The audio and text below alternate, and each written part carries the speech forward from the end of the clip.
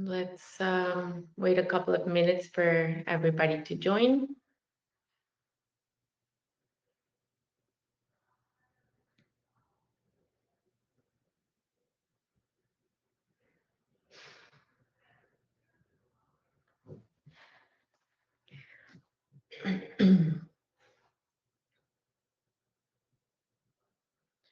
Okay, I think we can start. Good morning, and thank you everyone for joining us today on this webinar that we prepared for you. My name is Valeria Carvajal, and I am head of operations at Oversea in the U.S. With me is Sean Pryor, our in-house customs broker. Good morning, Sean. Good morning, Valeria. Thanks for having me on. Thank you. Thank you for joining. Well, we have some very important information so you can stay up to date in this rapidly changing environment. It seems like we wake up every morning and there is a major change in the supply chain industry, right? Well, we hope you like it. We're going to go over some market updates on transatlantic and transpacific trades. We're going to talk about tariffs and the latest status, and we're going to tell you what to expect during June. We'll have some time at the end for any questions you might have, but of course, you can always contact us directly or your sales representative at Oversea. So let's start with the transatlantic market updates. As of last month, the Port of Antwerp is experiencing significant congestion due to a combination of operational issues, labor, and logistical challenges. The main factors for this is labor shortages and strikes by dock workers and customs officials over wage negotiations and working conditions that has slowed cargo handling operations, causing vessel delays and backlog of containers. There's also been an unexpected surge in transatlantic and inter-European cargo volume that has overwhelmed existing capacity at the port.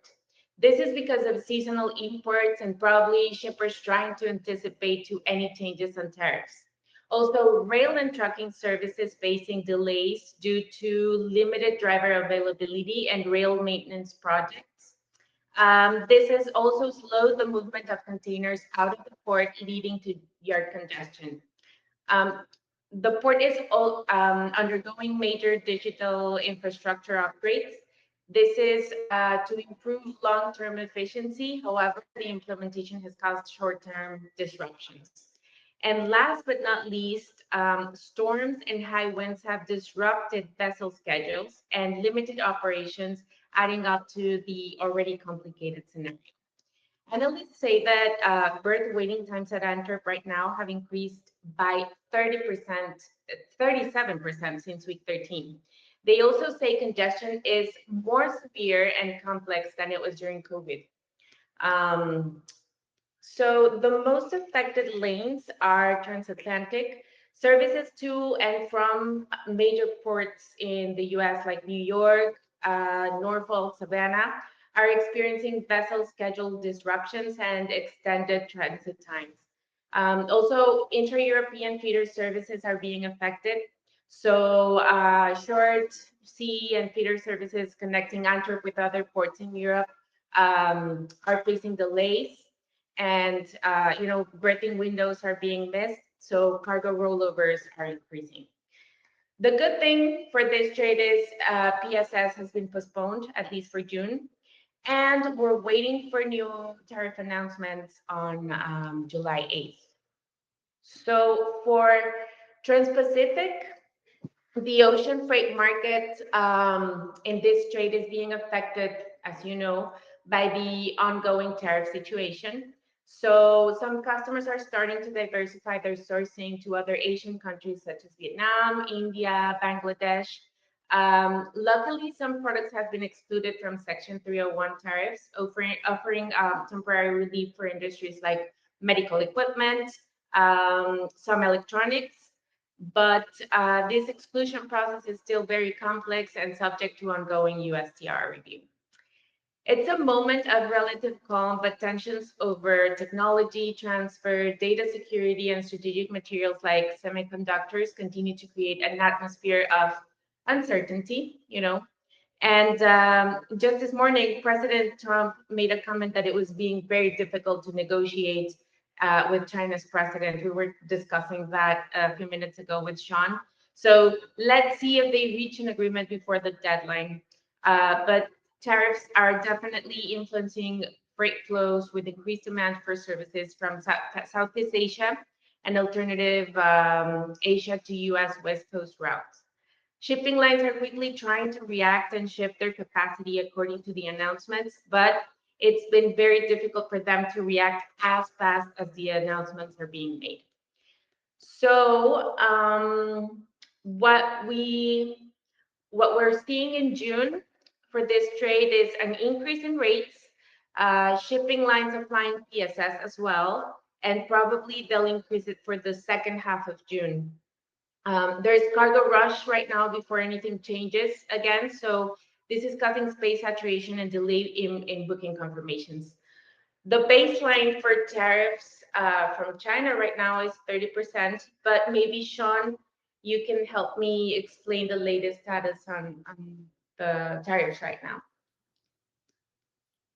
Okay, so as everybody knows, this is a real fluid situation. The bad news is that the 90-day waiver is going to expire, and that date is fast approaching. That's July 8th. The good news is that a small group of U.S. importers and a series of states with major ports have filed a lawsuit in the U.S. Court of International Trade and overturned Trump's duties. The only problem was the next day, Trump filed a appeal, and that's pending right now. So as it stands right now, we've got a very active, fluid situation, and it's unfortunately more of a save the date situation. Tomorrow, June 5th, is the date that the plaintiff, in this case, has to reply to the government's appeal. And then on June 9th, the government gets a final reply on the plaintiff's response. So two really important dates that are coming up are tomorrow, because we'll get a good look at the plaintiff's response. And then on June 9th, the government's going to submit their reply. So those will be real telling. If the U.S. Court of International Trade is able to uphold this decision against the appeal, then most likely all these duties would be refundable. So, but we won't know until we get past the appeal process. I mean, Trump will probably take this all the way to the Supreme Court. The good news with regard to the case is it's a solid case, and the law firm that's representing these smaller importers is probably the premier customs law firm in the country, Grunfeld and Leibowitz. So they know the law better than anyone. So we're hoping that we get a good response out of this. In the meantime, we have to keep in mind that the reciprocal duties that were given a 90-day waiver for the larger Chinese duty and also the Annex 3 list of all countries, that was issued in April. So that's going to expire on July 8th. So, shippers need to be ready for that, to either ship in advance of that date or after that date. Hopefully those dates are moot. Hopefully the International Court of Trade can hold up this decision and all these tariffs will go out the window. But as it stands right now, if you're importing from, say, Belgium, Italy, and Germany, and you're confused about what that duty rate's going to be as of July 8th, that's on the Annex 3 list. And those duties are varied. India is like at 28, Taiwan is high too. You mentioned the exemptions. Trump did give an exemption that could be found, I believe, on the overseas website under Annex 3. Those exemptions are mostly for raw materials that the United States depends on. Copper, metals.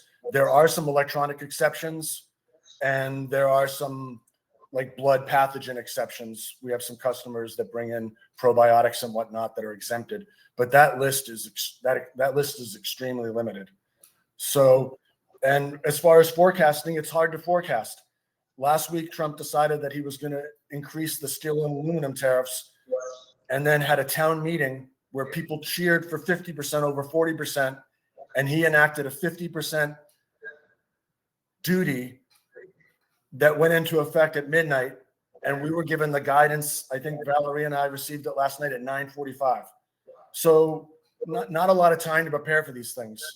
Definitely not a sales cycle, let alone just common sense planning. I mean, 3 hours to plan for this is not a lot. My recommendation to say furniture importers that have a varied inventory, maybe hold off on shipping the metal furniture for now and just ship the wood furniture until we see the end of light on this. But we should have some resolution soon. Thank God for these smaller importers that stepped up to file this lawsuit. It would be great if some larger importers joined the lawsuit. And if we skip ahead on some of the slides, we can be more familiar with the law firm. I think it's the next slide, Valeria. Perfect. Yeah, this is the law firm that's representing the plaintiffs, and they have customs officials on their staff. This is one of the premier law firms. So you can go to their website. You can support them or make a query, and the important dates are over on the timeline there. Tomorrow and then on June 9th. So those will, as soon as we get some sort of information on the outcomes, of course, we'll post that right away. Perfect. Anyone that's been importing under the HTS 9903/0125 is familiar with that additional 10% reciprocal tax. With China specifically, it went from 125 to 10, but that's going to change on July 8th. We were hoping that the president was going to have a call with China. As of this morning, Trump posted on X social that the negotiation wasn't going well. So that doesn't bode well for Chinese importers, because Trump is historically fairly optimistic in his outcasts or his forecasts, and he wasn't so optimistic this morning. So again, it goes back to that U.S. Court of International Trade. We really got to hope that we get some results with that. Yeah. Monday is going to be very important. Yeah. And here we are. This is Trump last week. He had a meeting regarding Nippon Steel, and I'm not a political person, but I don't think it's a coincidence that the steel duty went up, during the negotiation. And then at a town meeting, it went from a proposed 40% to 50%. So again, today that's effective. If you're going to make an entry today and bring goods into the commerce, we're going to have to pay that 50% on the metal content if it's not U.S. origin. But let's hope that this is all moot and that the U.S. Court of International Trade can uphold their decision to overturn these unlawful tariffs. Definitely. And again, not to confuse things, but when he did extend that 90-day waiver, not only did it wipe out that $125 China tax that was pushing the market down, but it also put a hold on the all countries list, which again can be found under Annex 3 and is widely varied. I mean, Korea's on there for a fairly high duty rate, and they're one of our most important trading partners, and we have a free trade agreement with them. So the hope is that countries like Korea and Taiwan were going to be able to negotiate effectively in advance of this July 8th date. And so far, aside from the German deal and a little bit of the British deal, there are no real solid deals. So, again, hopefully it goes back to that Court of International Trade. Well, the USMCA, right? That's also the only trade that every product under the USMCA has no tariffs. Exactly. Okay, perfect. Okay, anything else to add, Sean? No, again, I mean, I wish I had better news. I wish I had more solid news. The good news is that they're trying to put a hold on these tariffs. So I think that's the best outcome, because as you can see, to try to forecast and plan based on the mission of the government, it changes too much for that to be consistent enough to be fair for trade. So I'm keeping my fingers crossed for the U.S. Court of International Trade. Yeah, we all are.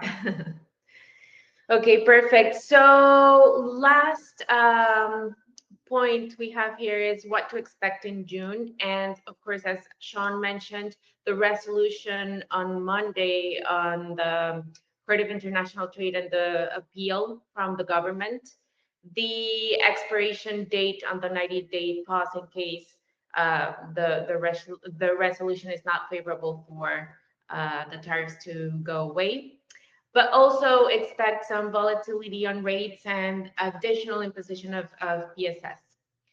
So we can move on to the questions. I see that some questions were posted here. So let's go with the first one. Is the 25% auto parts tariff implemented for all countries? We have a supplier in Vietnam. So the answer to that, Sean, would be yes, correct? Yeah, yeah. Currently it is. The only exception basically is our USMCA deal with Canada. Yeah. Okay, perfect. Then the second one is the tariffs for non-China shipments are ending on July 8th. What would be the cutoff dates for shipments? Does this mean that any shipment entering the US after July 9th would be charged higher duties? When these were implemented, these were based off on the sailing date. All shipments leaving China after April 9th would be charged 125%. What would it be based off of this time? Okay, so that's a really good question. On the last go around, we all know that we had the exception. If you had sailed before April 5th and then the date changed to April 9th and you arrived before May, you were grandfathered in under that cargo in transit, the 99030128. But you can see on the increase on the 25 to 50% tariff regarding the steel, there is no grace period on that. So this was something that was decided last week, and you could have containers on the water. And the guidance, what I was hoping to read this morning when we received the guidance last night, was that they were going to have a transit clause in there. So there is no transit clause on the increase for the steel. So to answer your question on the reciprocal going to 125, based on the old reciprocal, it would make sense that there would be an in-transit exception. Based on the steel tariff, there is no transit exemption clause. So we really won't know until we get the guidance, which is not good for planning. But it doesn't say anywhere where when these tariffs go back into effect after the pause, that there's going to be an in-transit exception. Yeah. So, but we'll keep inquiring, and then when we hear something, we'll let you know. Based on one scenario, it looks like that would be the case. Based on another, not so much. Okay, perfect. Let's go to the next question. Is the steel and aluminum tariff just on the raw material, or is it applicable to finished goods such as crutches or any other mobility products?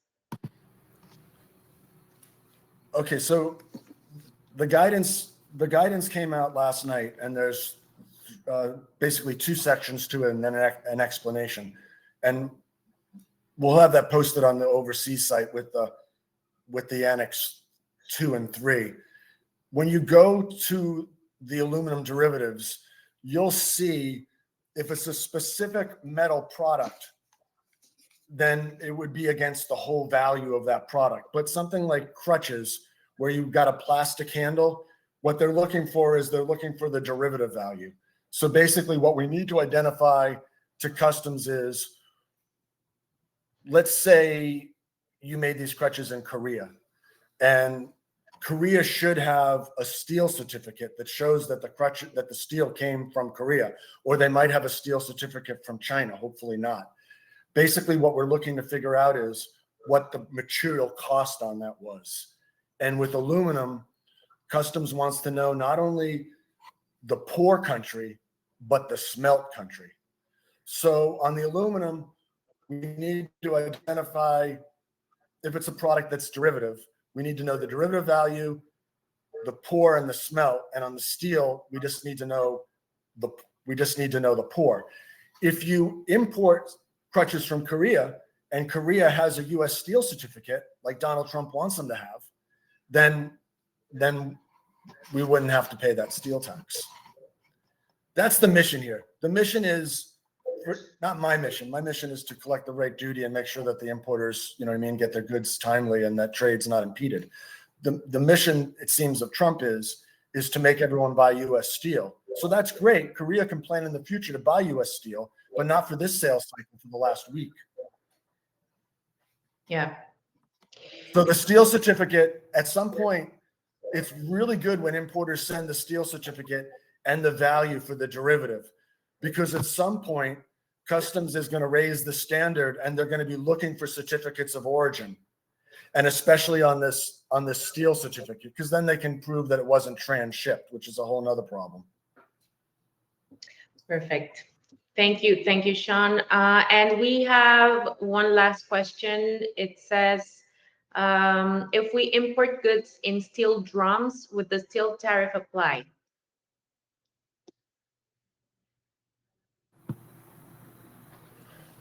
That's an interesting question. Normally, packaging is not dutiable. If they're not making a separate line for the steel drum, that's an interesting question. Where were the steel drums made? Were they made at the source?